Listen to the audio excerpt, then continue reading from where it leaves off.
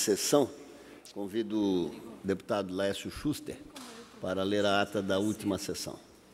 Senhor presidente, colegas deputados, a todos que estão nos acompanhando pela TV Legislativa, a ata da 11ª sessão ordinária da primeira sessão legislativa da 19ª legislatura da Assembleia Legislativa do Estado de Santa Catarina, realizada em 28 de fevereiro de 2019. Presidência, deputados Júlio Garcia e Rodrigo Minuto. Secretarias, deputados Laércio Schuster, Padre Pedro Baldissera, Altair Silva e Nilson Berlanda. Às 9 horas do dia 28 de fevereiro do ano de 2019, nesta cidade de Florianópolis, capital do Estado de Santa Catarina, reuniu-se a Assembleia Legislativa em sessão ordinária. Havendo um quórum regimental, o senhor presidente declarou abertos os trabalhos e convidou o senhor deputado Laércio Schuster, primeiro secretário, para proceder à leitura da ata da sessão anterior, que, em consonância com o parágrafo 1º do artigo 106 do Regimento Interno, o senhor presidente deu-a por aprovada. Expediente. O senhor presidente solicitou que se procedesse à distribuição. Breves comunicações. Ocupar a tribuna os senhores deputados Altair Silva, Ricardo Alba, Gessé Lopes, Kennedy Nunes, bem como a senhora deputada Paulinha. Na sequência, o senhor presidente, por solicitação do senhor deputado doutor Vicente Caro Preso, com a aquiescência dos líderes partidários, suspendeu a sessão, a fim de que a presidente da Associação Catarinense de Doenças Raras, senhora Margarete Carreirão, e a médica geneticista, senhora Luíse Lapagese, fizesse uso da palavra com o intuito de manifestar sobre as políticas públicas existentes para as pessoas com doenças raras em Santa Catarina. Ato contínuo, o senhor presidente reabriu a sessão e adentrou no plenário o próximo horário. Grande expediente. Neste horário destinado aos partidos políticos, ocupou a tribuna o senhor deputado Laércio Schuster, bloco parlamentar PP, PSB, PRB e PV. Ordem do dia. Foram aprovados os pedidos de informação números 77 a 90 e 92/2019.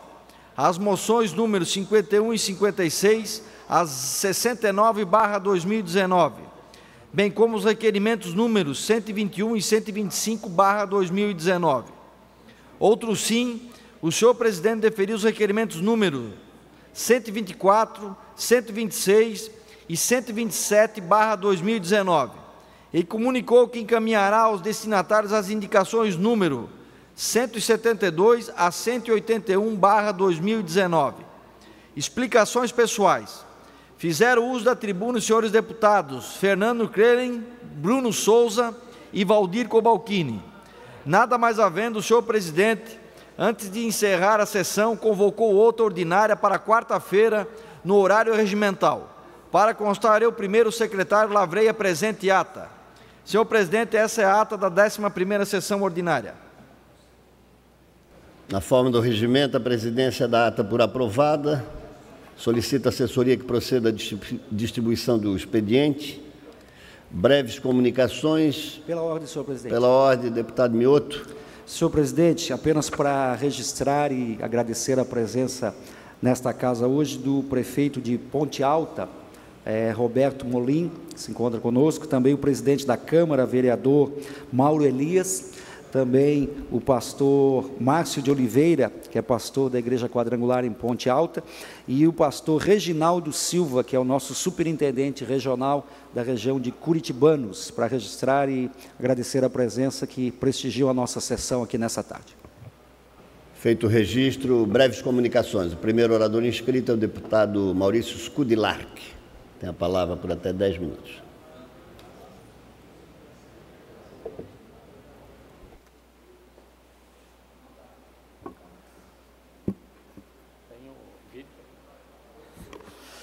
Obrigado, senhor presidente, senhores deputados, deputados que nos acompanham. Eu fiz uma indicação, um requerimento há poucos dias ao DEINFRA, ao governo do Estado, a respeito de algumas rodovias do nosso Estado. E eu ando bastante, nós temos ali a região Matos Costa, Porto União, situação bastante grave. Isso vem, infelizmente, nos últimos 10 anos, não foi dada atenção pelo Estado na manutenção das rodovias. O governador Luiz Henrique da Silveira, na época, fez uma opção por interligar os municípios que ainda não tinham ligação asfáltica. Foi uma opção, e eu acho que é uma opção importante para o desenvolvimento do Estado de Santa Catarina. E o governador Raimundo Colombo depois não fez nenhuma nem outra. Deixou tudo abandonado ao Deus dará, e infelizmente indicação e requerimento pedindo providência.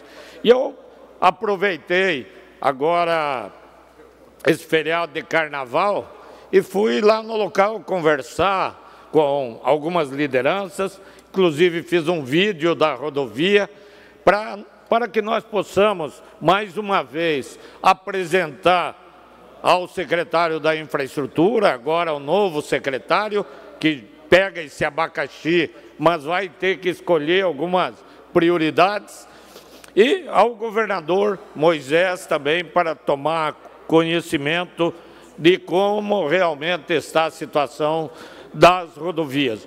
Lá, a região de Ipuaçu, Abelardo Luz, Xanxerê, enfim, toda aquela região, a nossa 155, que liga Abelardo Luz, já vem desde Xanxerê, mais ou menos remediada, mas de Abelardo Luz até a divisa com o Paraná, o Rincão Torcido, como é conhecida a comunidade, é uma distância não muito grande, em torno de 20 quilômetros, passa muita produção ali, o deputado Altair conhece, e infelizmente a situação da rodovia, tiver chovendo, veículo pequeno não tem condições de andar.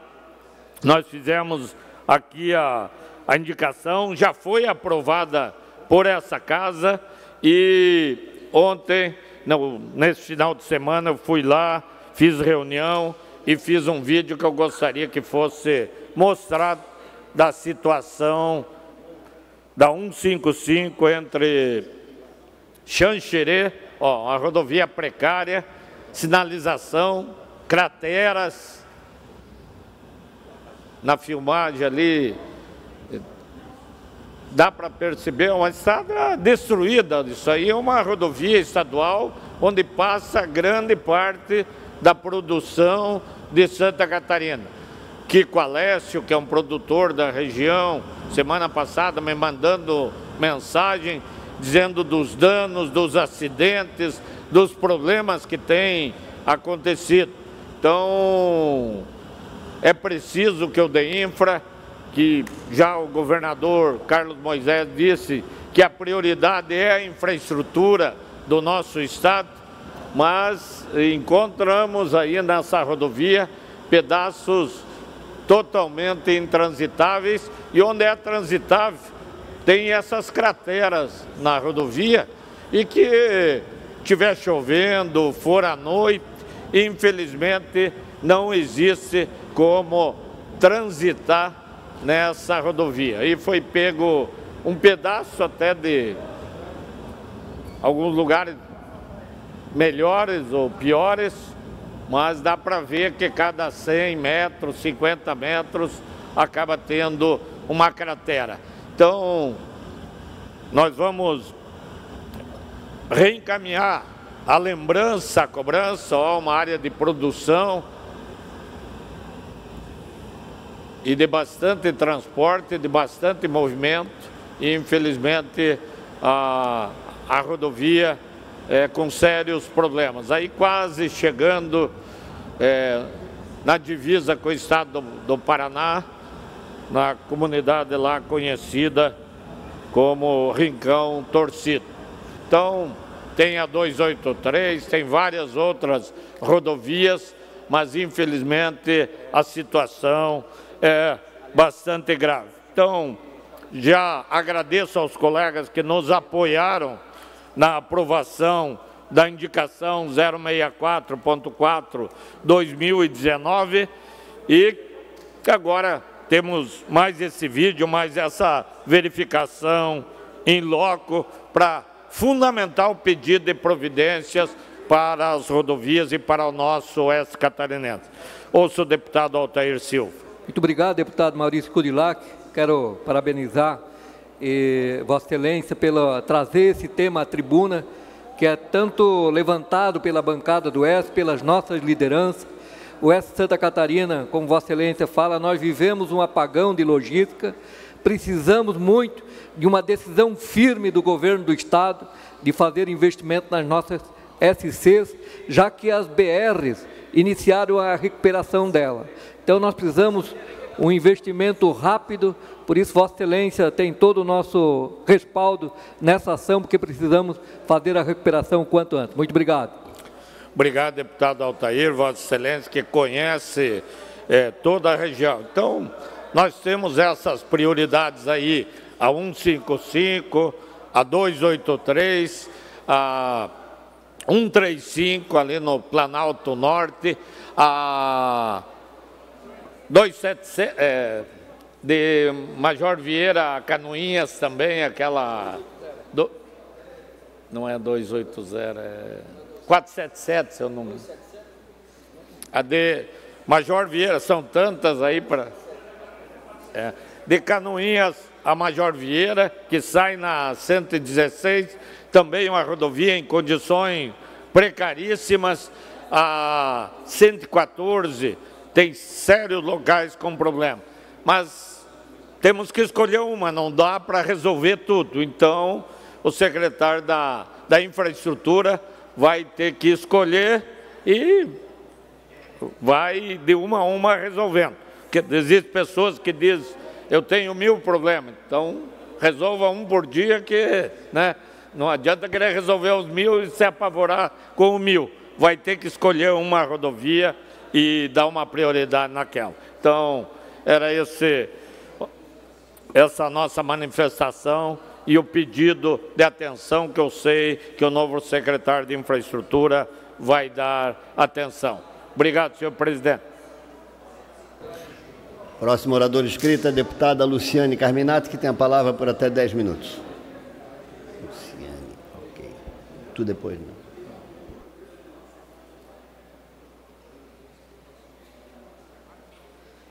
Quero cumprimentá-lo, presidente, deputados e deputadas aqui presentes. E quero falar de 2 assuntos que são, na minha avaliação, extremamente atuais e necessários. Primeiro, diz respeito a uma matéria que foi publicada nos jornais estaduais com data do dia 25 de fevereiro, cujo título é: Em calamidade financeira, governo do Estado aumenta teto salarial para 900 servidores. Esta matéria foi muito bem feita pelos jornalistas que publicaram este artigo e que questionam por que é que o governo do Estado, na ocasião, permitiu a elevação de algumas remunerações no âmbito estadual em momentos de crise. Quero fazer uma abordagem aqui, no primeiro momento, mais técnica, que me parece que é necessário algumas informações. E depois relembrar o que foi o debate nesta casa em 2013. Portanto, eu li a matéria, analisei e, tecnicamente, eu quero dizer que não teve reajuste, reposição salarial para os servidores, embora os servidores vão passar efetivamente a receber mais, alguns servidores. Esses servidores pelos quais eu me refiro, do Executivo, tinham chegado no teto salarial e, portanto, extrapolavam a sua remuneração, tendo em vista o teto constitucional. Devido aos reajustes, reposições anteriores e plano de carreira mais vantajoso que a grande maioria dos servidores do Executivo. Nós temos alguns setores no Executivo que têm algumas carreiras próprias. Aí o governo do Estado, ele usava um mecanismo de bloqueio salarial, havendo uma diferença do valor que ele poderia estar recebendo e o valor que ele de fato recebia. É o caso, muitas vezes, que o direito não deixa de existir, você tem direito àquela remuneração, mas fica suspenso devido ao limite do teto constitucional. Quando aumenta o teto salarial do Estado, uma parte ou a totalidade desse valor bloqueado pelo limite do teto deixa de ser bloqueado. Então, aqui não tem nenhuma arbitrariedade, é legal, né? Considerando nesse aspecto. Até dezembro de 2013, o Estado de Santa Catarina, e aí que é importante compreender, tinha um teto específico para o Executivo, um teto específico para o Legislativo e específico para o Judiciário. A partir da Emenda Constitucional 68, que vem da PEC 006 de 2013, é que foi adotado um teto único. Portanto, ao invés de tetos diferenciados, nós passamos a ter nos 3 poderes um teto único, sendo que o teto passa a ser a remuneração do desembargador. Assim, se antes os servidores do Poder Executivo recebiam o teto do governador, nessa ocasião passa a ser o teto do desembargador. Essa PEC, de autoria do governador Colombo, foi para atender um grupo de servidores de altos salários, né, que atingiam o teto e queriam continuar ascendendo. Esta PEC foi aprovada aqui no plenário da Assembleia em 2013. E eu quero falar com muita tranquilidade que eu recuperei a ata daquela votação. E que bom que fica o registro das nossas falas, né? Porque eu fui uma das 6 parlamentares, inclusive com o deputado Ismael, que nós votamos contra, por prever que estaria acontecendo o que está acontecendo agora. Servidores tendo um teto de desembargador. E naquela ocasião, no meu pronunciamento, eu disse o seguinte: quero fazer a minha manifestação com relação a essa PEC, de forma muito clara, no sentido de que precisamos construir uma carreira do servidor público sem castas. Porque para alguns é o teto, para outros é o piso. Era isso que a gente previa, deputado Alba, em 2013. Mas foi votado aqui no Parlamento e foi autorizado a aumentar o teto. Ter o teto de desembargador como referência. Então, quero deixar à disposição aqui a nossa fala em 2013, para dizer que, do ponto de vista legal, o governo não está descumprindo. Agora, é preciso que o governador coloque também na sua análise não apenas as questões legais. E eu dizia aqui na minha manifestação, nós temos, para algumas categorias, piso. Quando a gente discute salário de magistério, de professor, nós estamos discutindo piso na carreira. Não estamos discutindo teto. Quiçá tivesse um teto de desembargador para a saúde, para a educação, para a área dos praças, né? A gente teria uma isonomia, eu diria, mais igual. Porém, nós não temos isso hoje, mas foi votado em 2013. Então, eu quero só fazer essa observação, porque, às vezes, as consequências dos nossos atos não são imediatas, mas elas vêm. Está aí 6 milhões a mais por mês para um grupo menor de servidores. E um outro assunto que eu quero falar, deputados, é com relação a um menino de 7 anos que na última, fiquei chocada, foi com a fala do filho do presidente da República. E eu quero dizer aqui também como mãe, fiquei chocada e quero lamentar a brutalidade, a desumanidade e a falta de alteridade deste sujeito. A gente não pode olhar para uma criança de 7 anos e enxergar o partido do seu avô ou o seu avô. Nós estamos falando aqui de uma vida. E quando um sujeito olha para uma criança de 7 anos e ver apenas um partido, uma ideologia, e não ver a dor do avô? Eu fui para a rádio, uma das rádios mais ouvidas de Chapecó. E não deu outra. Veio essa pergunta: o que você tem a dizer sobre a prisão do ex-prefeito de Chapecó?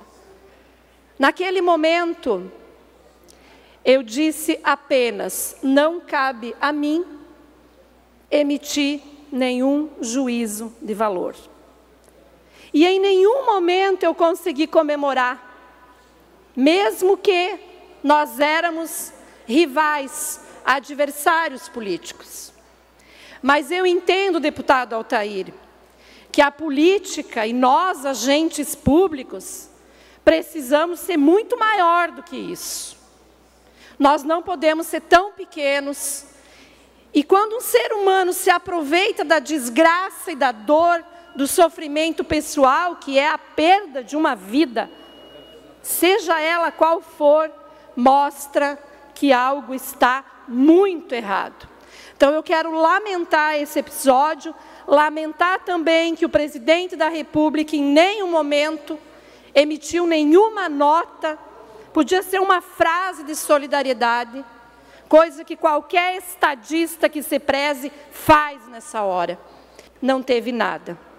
Então eu quero lamentar e deixar aqui, para concluir, presidente, obrigada, deixar a minha solidariedade a todas as pessoas que sofreram como nós, familiares, amigos, gente do partido, não importa, mas também meu respeito a todos os que, mesmo sendo extremamente adversários, conseguiram dizer: lamentamos, estamos sofrendo junto, e é uma vida, e imaginamos a dor deste avô, assim como dos familiares.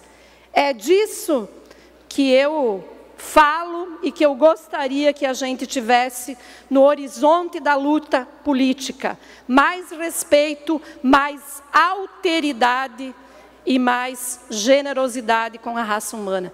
Deputado Amin. Se o seu tempo já terminou, eu peço pela ordem.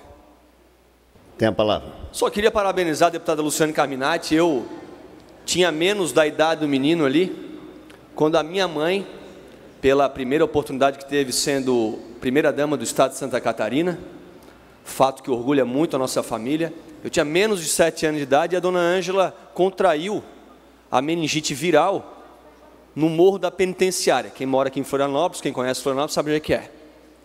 E até hoje ela tem sequelas daquela doença que ela adquiriu fazendo um trabalho social por Santa Catarina, e naquele momento mesmo um trabalho que foi reconhecido pelo Unicef, mas ela teve esse problema, até hoje ela faz um tratamento para reumatismo, e eu tinha menos do que a idade do menino ali. Então eu queria me solidarizar ao ex-presidente, aos seus familiares.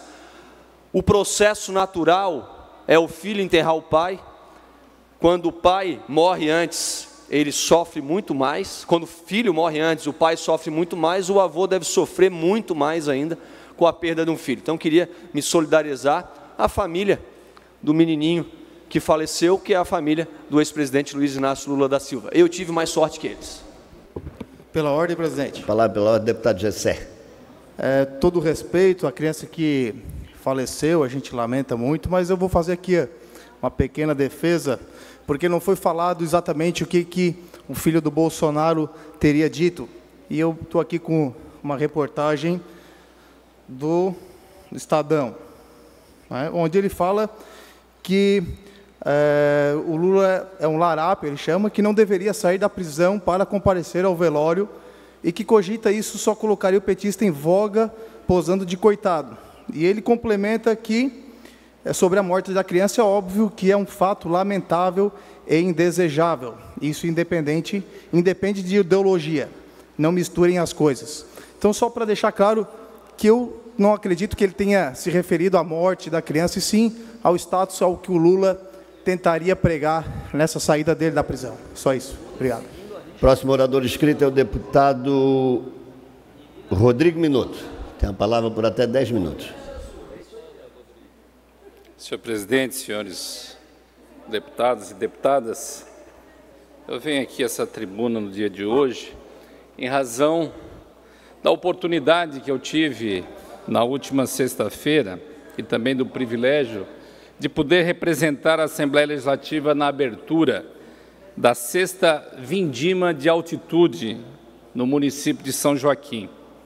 Lá, representantes de várias vitivinicultoras do Vale do Contestado, da Serra Catarinense, onde são produzidos vinhos de alto padrão aqui no nosso estado de Santa Catarina. As vinícolas que têm a produção de uva entre 90 metros a 1.400 metros de altitude do nível do mar são consideradas as viniculturas de altitude.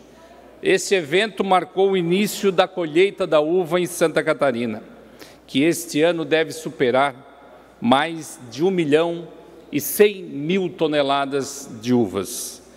Em 2019, devem ser produzidas mais de 1 milhão de garrafas de vinho entre as mais de 20 vinhedos que tem em Santa Catarina, que formam a Associação dos Vinhos de Altitude e Produtores Associados. Infelizmente, o estado de Santa Catarina não tem dado os benefícios necessários para que o nosso vinho catarinense possa ser competitivo no âmbito nacional e internacional. Um vinho de alto padrão, de alta qualidade.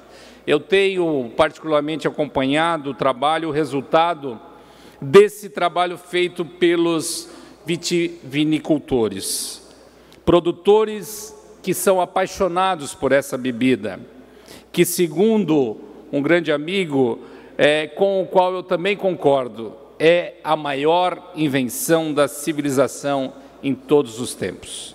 Em apenas 2 décadas, eles já construíram uma história fantástica aqui em Santa Catarina, que serve de exemplo para todos nós, catarinenses e brasileiros, como um case de sucesso no mundo do empreendedorismo.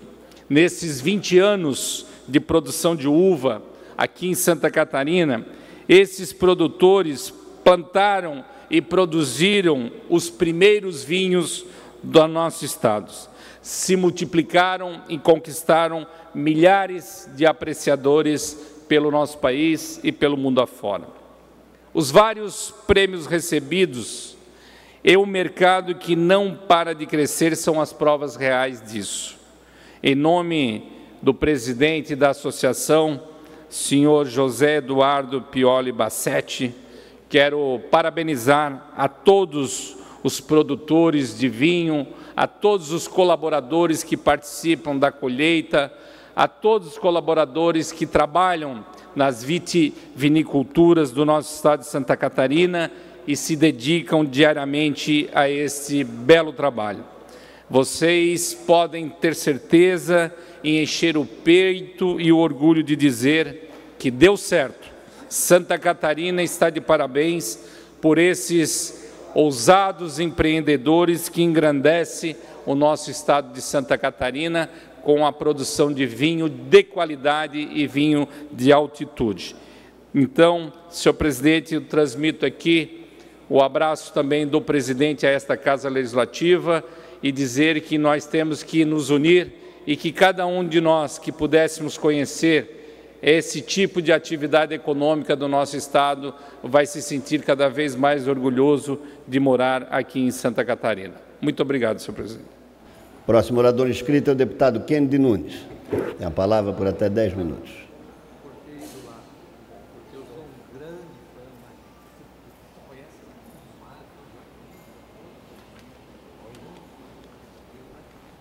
Senhor presidente, senhores deputados, e friso os senhores deputados porque a bancada feminina acaba de se retirar do plenário para ter uma reunião, então, portanto, estão aqui só os meninos, né?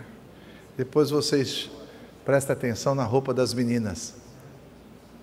Maior respeito às nossas deputadas Ada, Ana Campanholo, a deputada Luciane Carminati, a deputada Marlene e a deputada Paulinha, que aqui também está.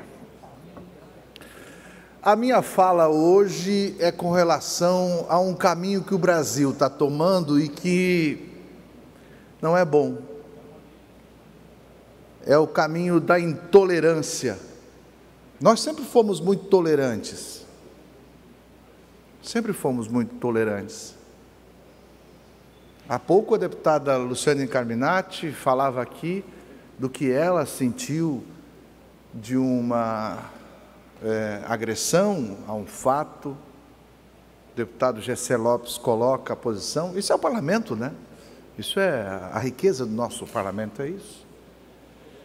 Mas minha preocupação é com certas intolerâncias que nos levam a um caminho muito ruim.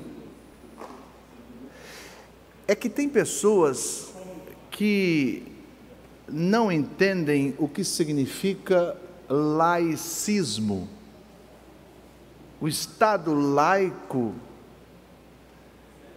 a palavra já diz, é não tomar nenhuma preferência na questão religiosa.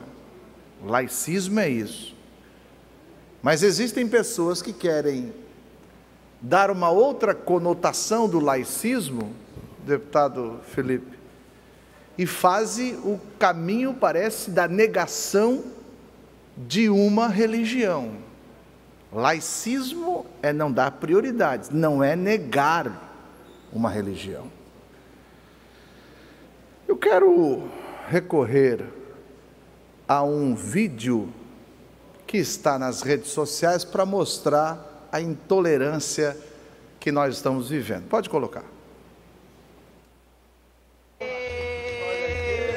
E o foco era esse mesmo, era chocar.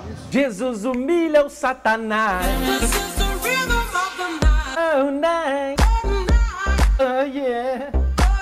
Pô, enquanto o pop ainda tocava esse tipo de música, pô, era engraçado a gente tirar sarro da cultura e das brincadeiras com Jesus, Satanás, etc. Mas, porra, os Gaviões da Fiel agora, o pessoal tá falando, até publiquei um pouquinho nas minhas redes sociais sobre isso, os Gaviões da Fiel, a escola de samba, soltou, de São Paulo, obviamente, soltou lá na sua comissão de frente, durante o desfile da sua escola de samba, na comissão de frente, repito aqui, ou seja, no início, na abertura ali da sua escola de samba, que falava sobre o surgimento do tabaco e etc., das lendas maometanas, colocou a imagem de Nosso Senhor Jesus Cristo levando porrada do capeta e insinuando que ele teria perdido. No fim, não fica muito claro quando a gente assiste o vídeo que a Globo transmitiu dessa horripilante ato ali que eles fizeram na comissão de frente. Não fica claro se Jesus perdeu ou ganhou, se o capeta perdeu ou ganhou. O fato é o seguinte, o comentarista da Globo, o seu Chico Pinheiro, que é outro... Aliás, ó, o Chico Pinheiro, deixa eu falar um negócio bem sério para vocês aqui.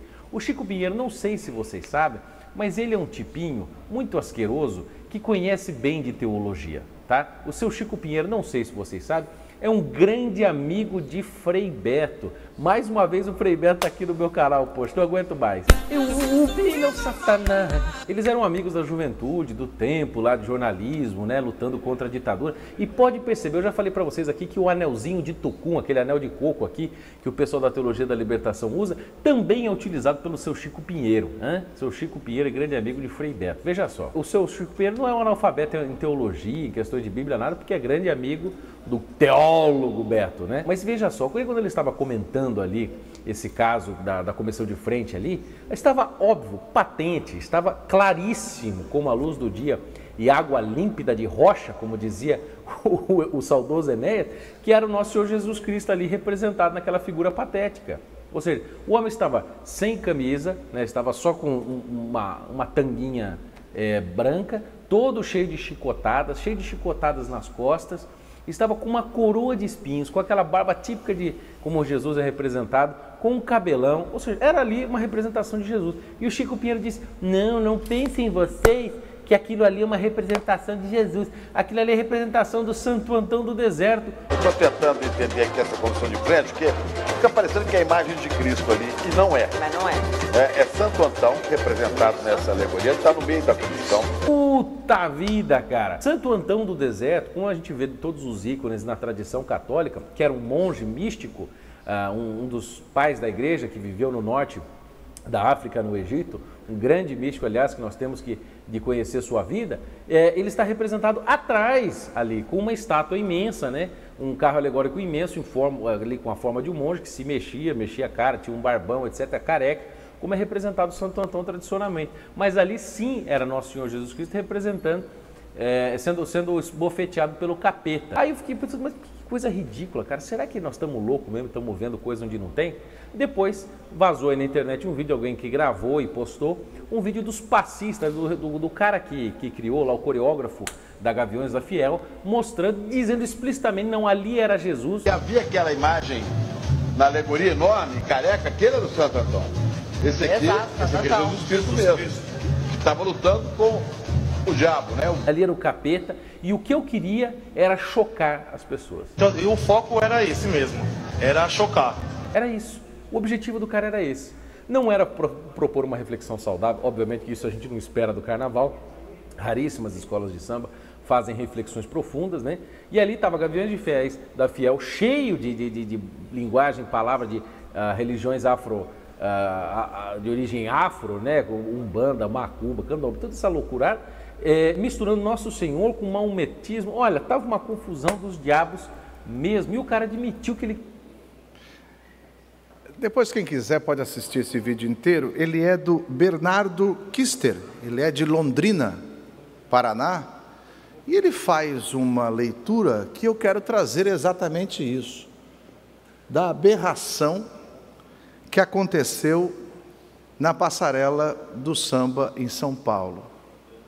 E o que mais choca é exatamente o fato de que eles quiseram mostrar aquilo como um fato para chocar mesmo. Chocar. Não teve nenhuma avaliação. Ele disse, não teve nada, é para chocar mesmo. Num desrespeito, num país que 86,9%, segundo o IBGE de 2018, 86,9% da população brasileira é cristã. Eu trago isso daqui, teria um monte de coisas para falar, mas eu acho que não vou falar aqui para não dar mais crédito a essa intolerância religiosa, que pelo Código Penal é sim um crime, mas eu queria pedir apoio a todos os deputados, porque está na pauta de hoje uma moção aonde nós, se aprovada, encaminharemos uma nota de repúdio à escola de samba do Corinthians por essa aberração que fizeram na apresentação do carnaval. O carnaval, que é uma festa folclórica, que é uma festa que alguns sambistas trazem uma reflexão, não dessa forma, com essa forma tão odiosa e desrespeitosa ao povo cristão. E digo cristão, esses 86,9% dos brasileiros que se autodenominam cristão. Deputado Alba, sua parte. Obrigado, deputado. Parabéns por trazer este tema ao plenário desta casa. E eu quero corroborar Vossa Excelência e dizer que eu tenho muito orgulho em ser cristão, assim como quase 90% dos brasileiros o são. Somos vários Joões, Pedros, Marias, e assim vai. O nosso estado se chama Santa Catarina. Nós temos uma cruz aqui neste parlamento, e nós temos que nos guiar, sim, pela palavra de Deus. Eu tenho muito orgulho disso, e procuro fazer isso, não no meu mandato, mas na minha vida. E querer negar as raízes históricas do Brasil, da América Latina, do Ocidente, atreladas ao cristianismo, é um grande erro. Portanto, nós temos que preservar a nossa origem, a nossa fé, mas, sobretudo, a nossa história. Parabéns pelo tema. Obrigado, deputado Alba. Presidente, pediria um minuto para poder ouvir o deputado Mioto, deputado Ismael. Obrigado. Deputado Mioto, sua parte. Deputado Kennedy, eu quero me solidarizar com Vossa Excelência neste pleito. Acho que tudo começa pelo respeito. E se nós realmente queremos que a nossa nação cada dia possa desenvolver e melhorar. Nós precisamos respeitar todos os setores, todos os segmentos, e como representante do Partido Social Cristão, quero me solidarizar com Vossa Excelência em respeito a todos os cristãos do nosso país. Obrigado, deputado. Deputado Ismael. Deputado Kennedy, parabéns pela lembrança. Acho que a moção deverá ser aprovada na sua plenitude. Eu fiz uma postagem nas redes sociais, porque o coreógrafo foi extremamente sarcástico, coreógrafo da escola de samba, e ele, entre outras coisas, fez questão de frisar: eu estou querendo abalar a fé com a derrota do Salvador. Essa foi a pronúncia e a fala do coreógrafo. Mas, felizmente, Vossa Excelência sabe muito bem, nós nos embasamos e a nossa esperança está muito bem firmada em Filipenses, capítulo 2, verso 10. Muito breve chegará o dia em que todo joelho se dobrará e toda língua confessará que Jesus Cristo é o Senhor. Obrigado. Obrigado, deputado. Deputado Maurício Coudilac. Obrigado, senhor deputado Kennedy. Acho que o nosso país, muito mais do que os outros, vem numa linha de liberalismo, de libertinagem, procurando destruir os valores morais, os valores cívicos, os valores religiosos. E a gente só tem que lamentar uma situação dessa. E a única maneira é começar de novo esse país, nas escolas, na família, na igreja, para reconstruir. Parabéns pela abordagem aí. Obrigado. Eu, como cristão... Tem a palavra pela ordem o deputado Felipe Estevão. Parabenizo ao deputado Kennedy pelo assunto que levantou. Eu sou nascido e criado num lar cristão, uma família cristã há 4 gerações. Então imagina o impacto, a gente que cresceu tendo aquele carinho, ouvindo Cristo e os ensinamentos de Cristo, de amar o próximo como a si mesmo, e uma série de valores que nos construíram, fizeram o homem que sou. Então imagina o impacto, quanto isso fere, quanto isso machuca, quando você vê Cristo, aquilo que representa tudo que você ama, o seu ideal de vida, tem aquilo como exemplo, o impacto negativo, aquilo machuca. Eu recebi milhares de mensagens via Instagram, via Facebook, de pessoas: Estevão, manifeste-se. E eu fiquei muito feliz quando o senhor aqui assumiu a palavra e representou aqui, né, a comunidade cristã de um modo geral, porque foi um desrespeito, isso machuca, isso fere, mexe na tua convicção de fé, e é bem como o senhor falou, que o respeito possa reger a sociedade, não só catarinense, mas a nação brasileira, e que a gente possa, exercendo o respeito, né, se fazer valer dessa algo tão bom que nós temos, essa flexibilidade. Então, respeito à comunidade cristã, né, o povo cristão merece isso. Parabéns aí pela bandeira que levantou. Horário destinado aos partidos políticos. O primeiro horário pertence ao MDB. Não havendo oradores inscritos, o próximo horário é do Bloco Social Liberal, PSL e PR. Consulto os líderes para saber quem fará uso da palavra. Deputado Sargento Lima, tem a palavra por até 13 minutos e 30 segundos.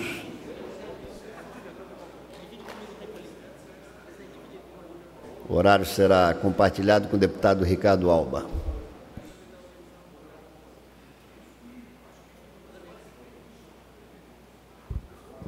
Senhor presidente, membros da mesa, meus pares, uma boa tarde. Gostaria de usar o tempo do partido hoje para agradecer e para honrar a visita do nosso governador na nossa cidade, Joinville, o que foi motivo de grande alegria para todos nós, ter dado ouvidos ao nosso pedido. Agradecer a presença dos nossos secretários que lá estiveram também, o secretário Douglas, o secretário Lucas, o nosso secretário Derian Campos, que, por sinal, foi o organizador da agenda do evento. Foi uma agenda muito bonita. E a Manchester catarinense, ela se alegrou com a visita do governador. Vou utilizar meu tempo somente para transmitir nossos agradecimentos por ele ter colocado, em primeiro lugar, na sua pauta de viagens à nossa cidade, com respeito a todas as outras, é óbvio, né? Porém, isso destacou dentro de cada um dos cidadãos joinvilenses ali, a visão que o governo do Estado tem pela nossa região, pelo norte do Estado, pelo nordeste do Estado, e isso é muito importante para cada cidadão daquela região. Obrigado. Só uma parte aí para a gente viu a mudança de governo tanto a nível federal quanto estadual, e a cobrança é muito rápida. Todo mundo quer de imediato já que o mundo e o estado seja transformado. E eu lendo os comentaristas, notícias de Joinville, fiquei muito feliz pela visita, pelos locais que o governador visitou e principalmente pelas manifestações depois das pessoas que tiveram essa atenção, os empresários, a comunidade. Então, a gente vê que, gradativamente, esse governo aí, que todos queremos que dê certo, tem tudo para caminhar o bom caminho de um grande governo para Santa Catarina. Parabéns pela abordagem. Muito obrigado pelas palavras, deputado.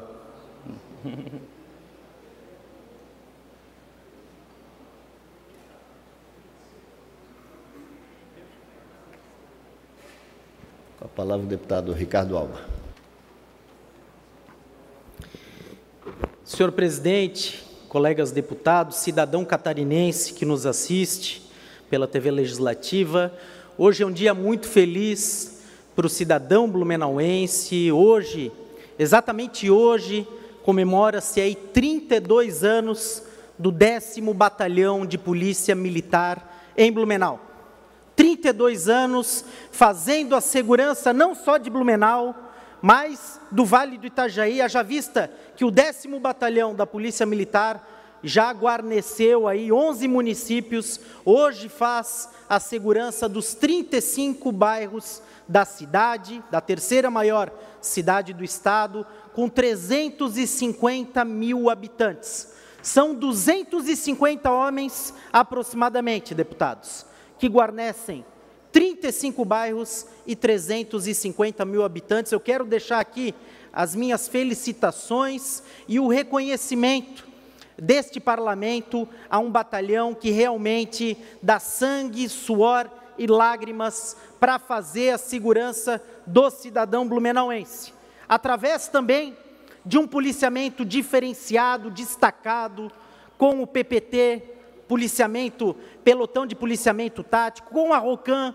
as motocicletas, com a guarnição do Canil, com o bike patrulha nas áreas comerciais da cidade, nas áreas centrais, onde é mais plano, é um policiamento mais destacado, mais próximo da população, com o PROERD, fazendo a educação, deputado Fabiano, de aproximadamente 90% dos educandários do município, seja escola pública ou privada, os policiais militares estão lá, no PROERD, combatendo as drogas, fazendo a prevenção, evitando com que crianças e adolescentes entrem no mundo das drogas e da criminalidade. Agora, nesse mês, onde se comemora o Dia da Mulher, com o programa Rede Catarina da Polícia Militar, que faz uma proteção diferenciada, destacada, das mulheres que sofreram ou estão na iminência de sofrer ameaça do seu companheiro ou de parentes. Só em Blumenau, nós fizemos um levantamento, são 504 mulheres atendidas pela Rede Catarina, só em Blumenau, uma atuação muito destacada. O trabalho que o 10º Batalhão faz com os consegues, 7 consegues e com a Consegue, também através da rede de vizinhos, aliás, mais de 400 ruas cadastradas só em Blumenau, que é o município que mais tem ruas cadastradas ali na rede de vizinhos, e agora com um novo programa, o Patrulha da Leitura, onde o policiamento militar também leva livros para crianças aí que estão em ocorrências, ou seja, a polícia militar se destacando no município de Blumenau. Eu quero, em nome do comandante Jefferson Schmidt, cumprimentar e parabenizar os 250 policiais militares que fazem a guarnição de Blumenau, nos 35 bairros e para os 350 mil habitantes. E em nome de todos esses policiais militares, eu quero cumprimentar a cada um dos policiais militares de todo o estado de Santa Catarina, que com certeza fazem da Polícia Militar de Santa Catarina a polícia mais competente, mais bem avaliada e mais preparada e que mais nos orgulha em todo o Brasil. Parabéns ao 10º Batalhão de Blumenau pelos 32 anos de existência. Próximo horário é destinado ao bloco parlamentar do PP, PSB, PRB e PV. Consulto o senhor líder quem fará uso da palavra. Tem a palavra o deputado Bruno Souza.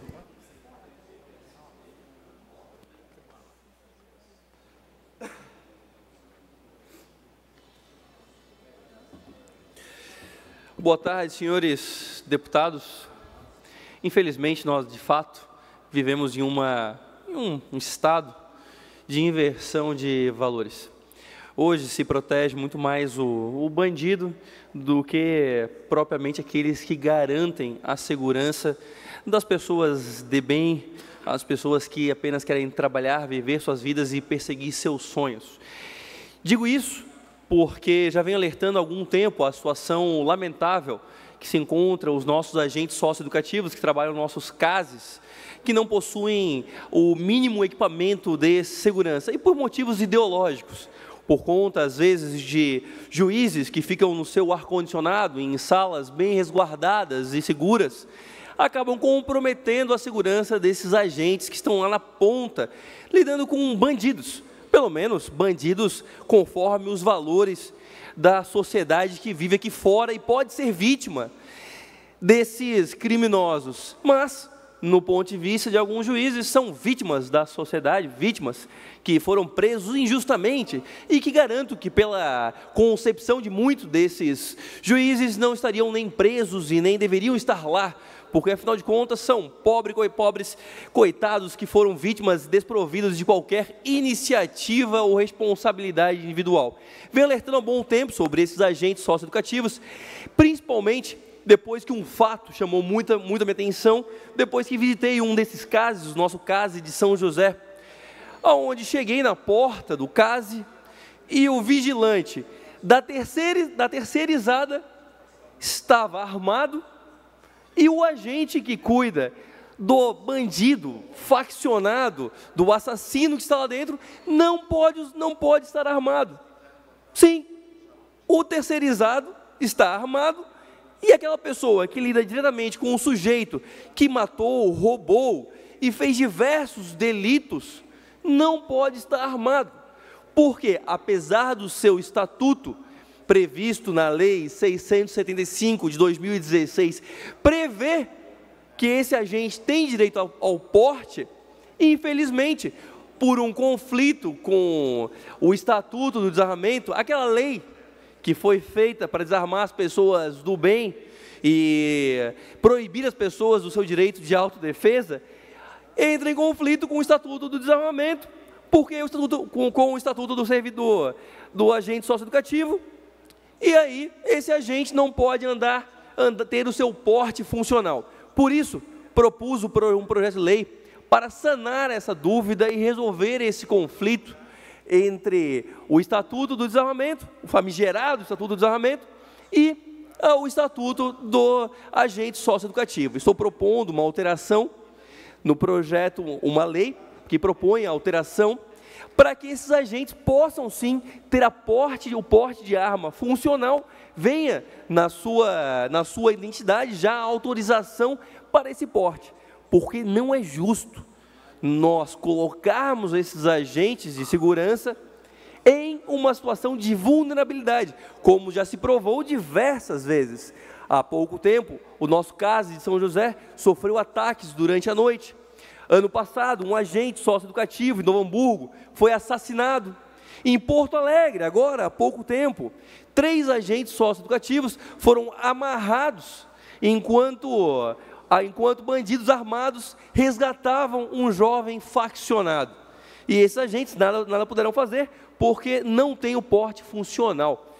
Então, propus um projeto de lei justamente para tentar sanar esse projeto e garantir a segurança para esses agentes que têm como função garantir a nossa segurança. Mas se queremos que eles nos deem condições de viver uma vida, pelo menos com a sensação de segurança, nada mais justo do que essa casa garantir a eles a segurança para exercer o seu trabalho. Por que não, senhores? Que pese o ECA chamar do que eles fazem, dos assassinatos, dos roubos, desses jovens faccionados, chamar isso de análogos a crimes, para as vítimas não há nada de análogo. É crime, é assassinato, é roubo, é perigo, é violência. Portanto, nada mais justo do que esses agentes também tenham a garantia de que poderão se defender, já que fomos privados, os cidadãos do bem foram privados do seu direito de poder se autodefender, pelo menos vamos garantir esse direito aos nossos agentes de segurança. Então, peço o apoio dos meus colegas para que, no tramitar desse projeto, irá passar pela Comissão de Segurança, por exemplo, possam ter essa visão e essa sensibilidade para garantir essa segurança a esses agentes. Uma parte, deputado. É muito importante esse tema aí, já foi abordado nessa tribuna, deputado Bruno. Existe uma lei catarinense, Lei 472/2009, de autoria do ex-governador Luiz Henrique da Silveira, que permite o porte de arma para os agentes, inclusive para os sócios educativos.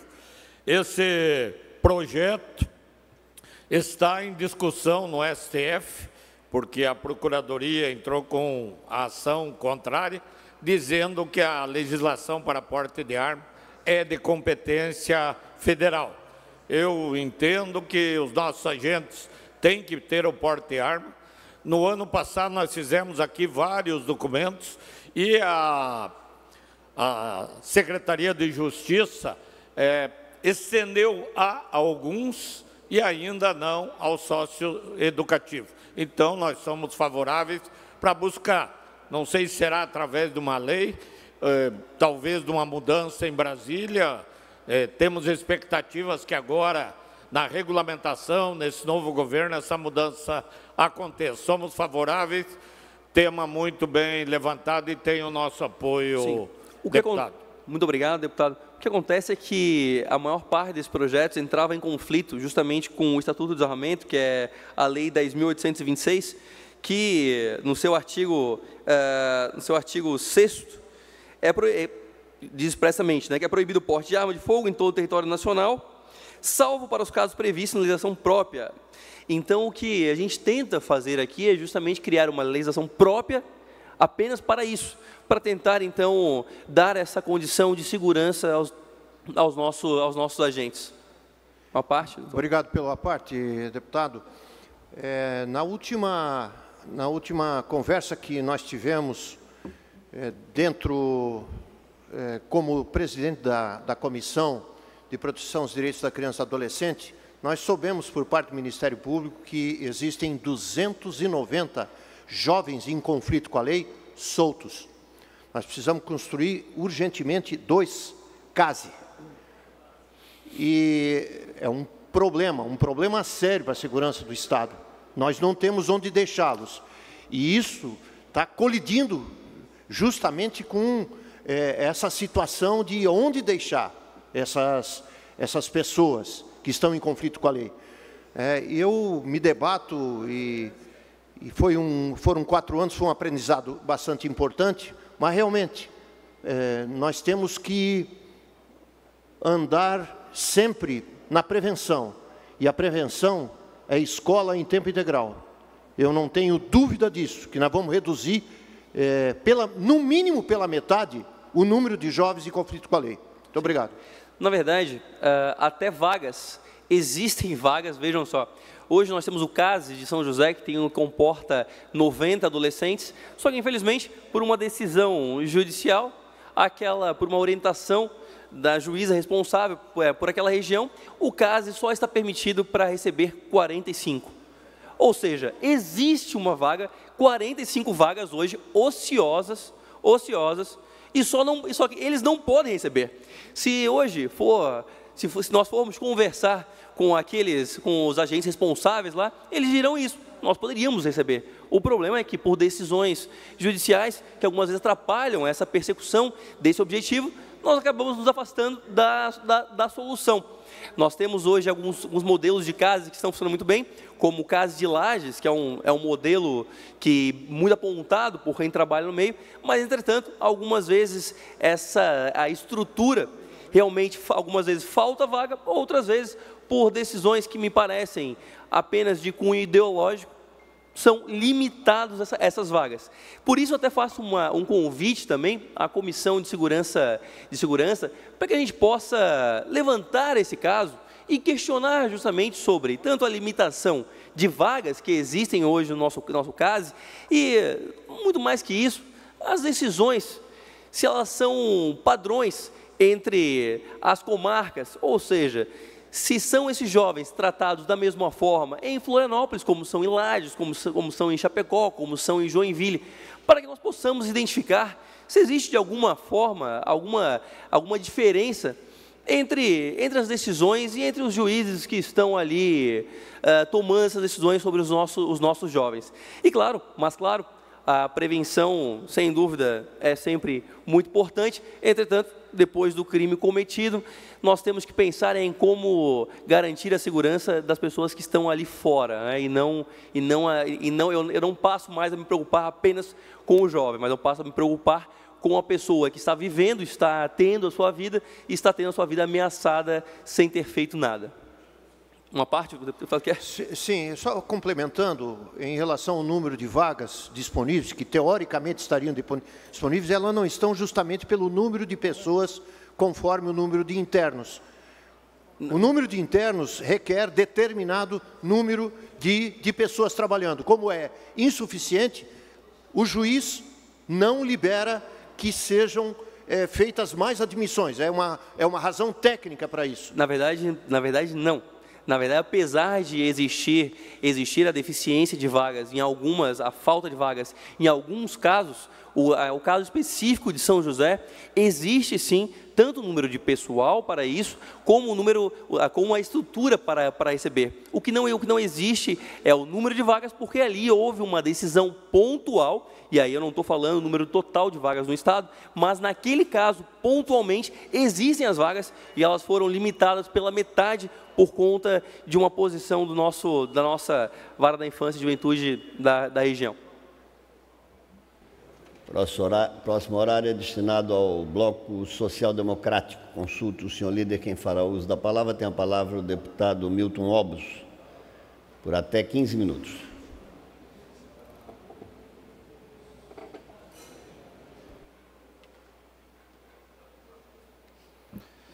Senhor presidente, senhores parlamentares, cumprimentar todos que nos acompanham através da TV Áudio e todos os seus veículos de comunicação. Primeiro, bem a tribuna esse dia, depois do carnaval, depois de festas, né, presidente? Mas o Estado de Santa Catarina precisa caminhar, e as coisas acontecem todos os dias. E nós apresentamos aqui uma preocupação, e eu queria fazer aqui mais um apelo dessa tribuna. Deputado Coronel Mocelin, Vossa Excelência, que é a líder do governo, nós fizemos um pedido de informação ao presidente da Celesc já há mais de 10 dias, para que ele nos responda. Existe uma aflição muito grande com mudanças anunciadas na Celesc, e na última semana, quando nós tivemos, juntamente com o deputado Gerri, uma audiência com Sua Excelência o governador Carlos Moisés, que agradecemos muito, né, deputado Gerri, a presteza com que recebeu vários prefeitos do Alto Vale, e nós, 2 parlamentares, representando lá a região. E nós falamos também sobre essa questão da Celesc, a nossa preocupação com as medidas que estão sendo tomadas e com informações que nos chegam que nos deixam um pouco apreensivos. E nessa reunião foi nos dito pelo secretário Douglas da Casa Civil que a agência de Rio do Sul continuaria sendo a agência, né, regional, e as informações que nós temos lá de Rio do Sul é que eles já têm que se reportar a Blumenau, né? Todo o orçamento já foi para Blumenau e nós precisamos entender isso, né? Qual é o ganho que o Estado vai ter nisso, o que isso vai propiciar de melhoria de qualidade, deputado Ismael, para aquele nosso povo lá que é a região onde mais problemas de falta de energia, deputado Gerri. Nós participamos de uma reunião com lideranças e com produtores rurais lá do Alto Vale, na direção técnica da Celesc, e nós ficamos muito preocupados. Então, de a gente cobrar essas respostas, Coronel Mocelin, para que a gente possa entender, de fato, para onde a Celesc está indo com essas medidas e o que isso vai impactar para a sociedade catarinense. Então, fica aqui esse registro. E, continuando na esteira da audiência que nós tivemos com o governador Carlos Moisés, o presidente da AMAV, vários prefeitos, eu e o deputado Gerri pudemos colocar para o governador em toda a temática que envolve os problemas mais gritantes do nosso Alto Vale, desde a infraestrutura até os problemas de saúde, para que o governador pudesse entender e compreender a aflição do povo do Alto Vale, que está lá ilhado pela 470, sem manutenção e sem duplicação, correndo o risco de vida cada vez que sai na estrada e nunca sabe se tem que chegar em algum lugar, que hora que tem que sair, porque não sabe se vai passar. É triste isso, deputado Altair. E o produto que vem lá do oeste passa todo por aqui. E nós apresentamos uma série de sugestões, os prefeitos fizeram um pedido muito forte para que, de forma emergencial, o governo libere recursos para as prefeituras, para que eles possam fazer, deputado Ismael. Vossa Excelência, que conhece bem o nosso Alto Vale, nós temos várias SCs lá, não pavimentadas, que estão intransitáveis. E que agora vamos entrar, segundo as previsões, um período, deputado Júlio Garcia, de 3 meses de chuva acima da média. Imagina os nossos produtores, deputado Berlanda, para tirar a produção que está no interior do nosso Alto Vale. E que o governo liberasse recursos para a compra de pedra, óleo diesel, que ele se propõe a colocar suas próprias máquinas para, pelo menos, dar condições de trafegabilidade para as SCs. E esperamos, deputado Gerri, vamos acompanhar, junto com o secretário da Casa Civil, para que essa resposta possa vir logo, porque isso não dá para esperar, né? Então, agradecer ao governador pela presteza do atendimento, pela rapidez, e agora esperar realmente que nós possamos ter as respostas necessárias. Eu gostaria de trazer um tema, senhor presidente, muito importante nessa casa no dia de hoje. Nós, no dia 19 de fevereiro, nós protocolamos nessa casa um projeto de lei, PL 12.5/2019, que institui a política catarinense de incentivo à geração e compensação de energia elétrica produzida por microgeradores e mini-geradores de energia distribuída nos casos que especifica. Deputado Joaquim, Vossa Excelência já tratava desse item no ano passado, porque o Estado não convalidou aquilo que o CONFAS, o CONFAS e a ANEEL já deliberaram desde 2015, né? E o Estado, inclusive, fixou prazo para isso, junto com o Paraná.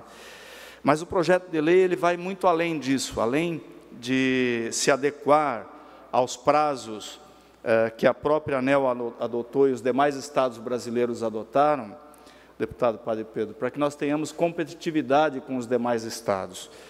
Santa Catarina é um dos estados brasileiros que tem a concentração de mais de 90% da geração de energia elétrica em hidroelétricas e termoelétricas. E hoje, o mundo inteiro avança nessa direção e outros estados estão ganhando terreno com relação a Santa Catarina, justamente pela adequação legislativa.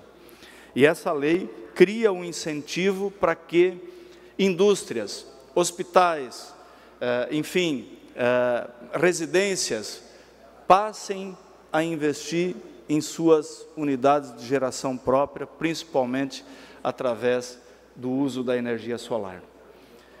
Isso é um ganho qualitativo fantástico, é um ganho de competitividade para Santa Catarina, que vai colocar o Estado, inclusive na atração dos produtores de equipamentos e serviços nessa área, com interesse de se instalar em Santa Catarina, porque a lei prevê que a isenção na compra dos equipamentos prioritariamente se deva para os produtos fabricados em Santa Catarina.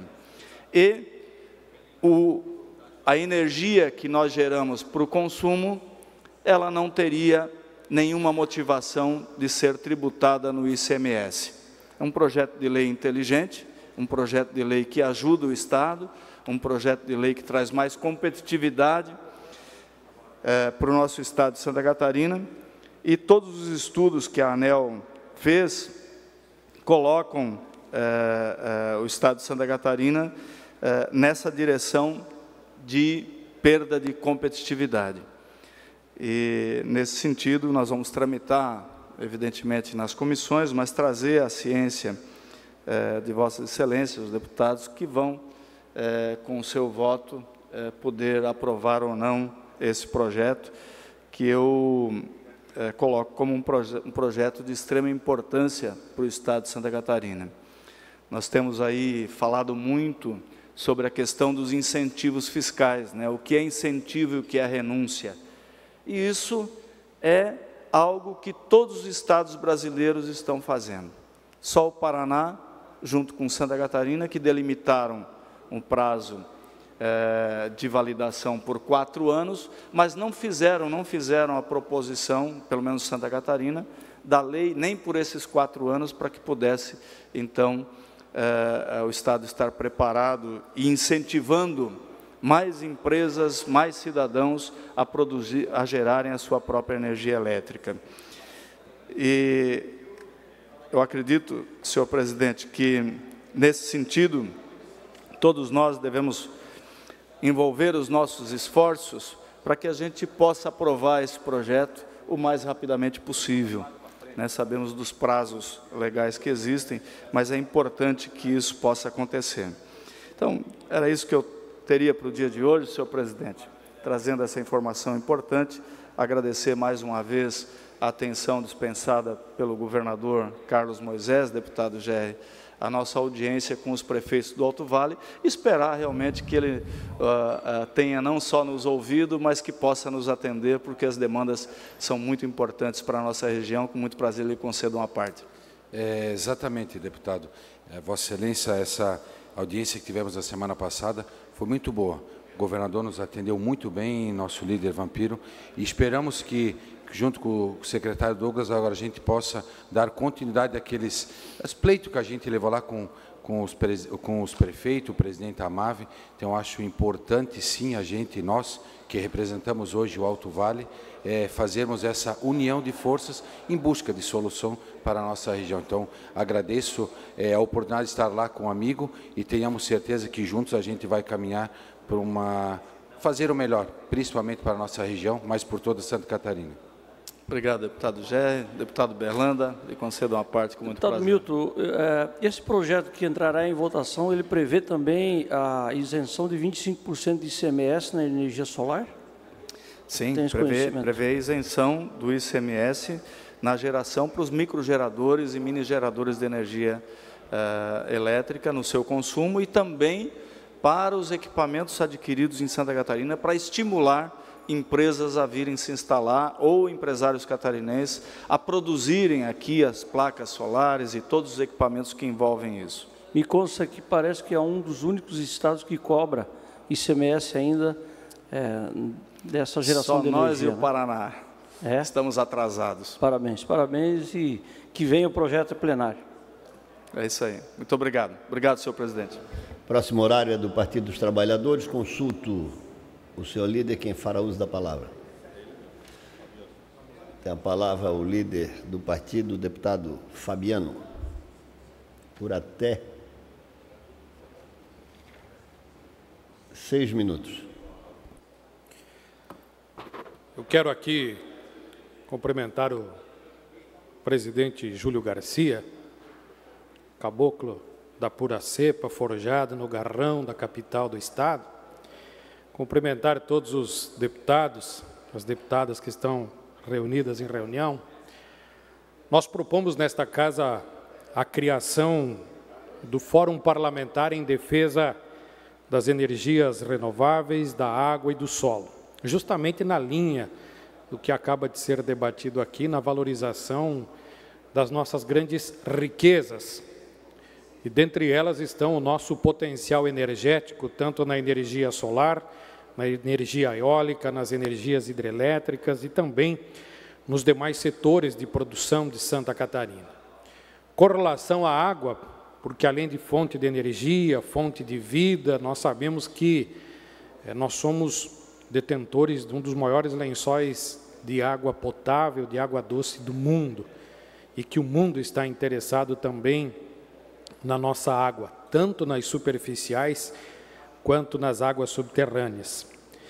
E com relação também ao nosso solo, porque nós temos uma grande riqueza em Santa Catarina quando se fala de solo, quando se fala de terras. A nossa produção é muito grande, é um destaque a nível nacional.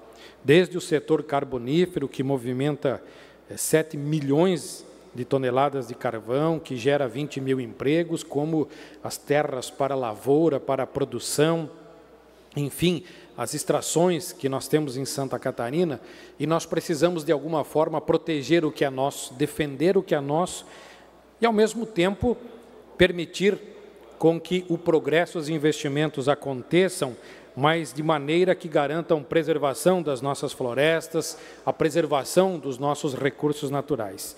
E que a gente evite um pouco do que está se acontecendo hoje a nível de Brasil. Eu estava lendo agora, o governo federal vem discutindo desde 2012 e agora 2016, 2017, liberando para que cada cidadão estrangeiro possa comprar 100 mil hectares de terra e arrendar mais 100 mil hectares de terra. Isso permite com que, nos dias de hoje, já fosse vendido 2.800.000 hectares de terra para estrangeiros. Isso faz com que a nossa produção de alimentos se torne extremamente vulnerável, porque, se nós pegarmos um exemplo muito simples, juntam 10 empresários chineses, compram 1 milhão de hectares, arrendam mais 1 milhão de hectares, eles não precisam mais comprar o nosso produto. Eles vêm aqui, produzem e levam. E eles estão fazendo isso no Brasil, estão fazendo isso na África, estão fazendo isso em vários países. Lendo no ano passado, os Estados Unidos determinou que água, energia, solo e sementes estão se tornando um sistema de proteção que agora foi vinculado à segurança nacional, às Forças Armadas, porque são as maiores riquezas consideradas pelos americanos. E, em contrapartida, o governo brasileiro está privatizando todo o nosso setor energético e a China está se tornando a principal compradora. Eles que vão mandar na nossa energia, nós vamos pagar o preço que eles determinarem.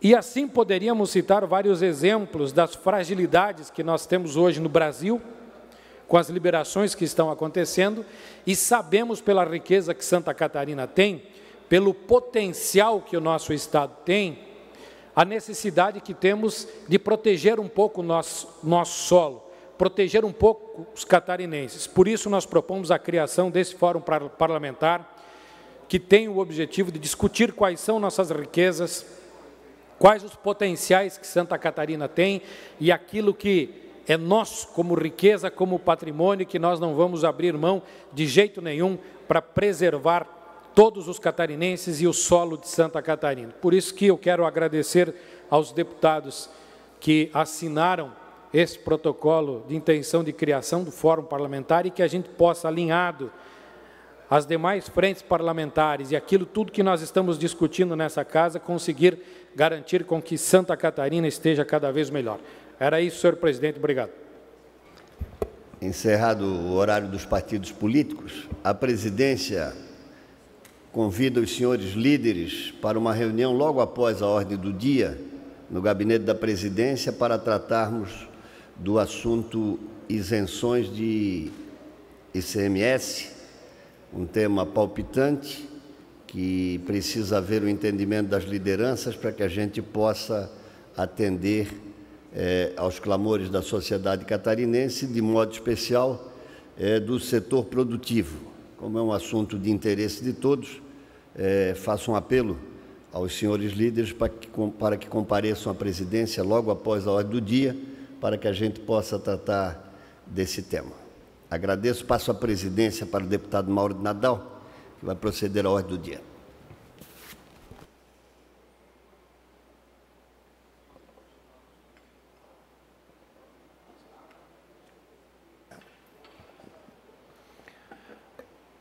Quero cumprimentar a todos e a todas, e conforme determina o nosso regimento, a ordem do dia, às 16 horas. Está suspensa a presente sessão.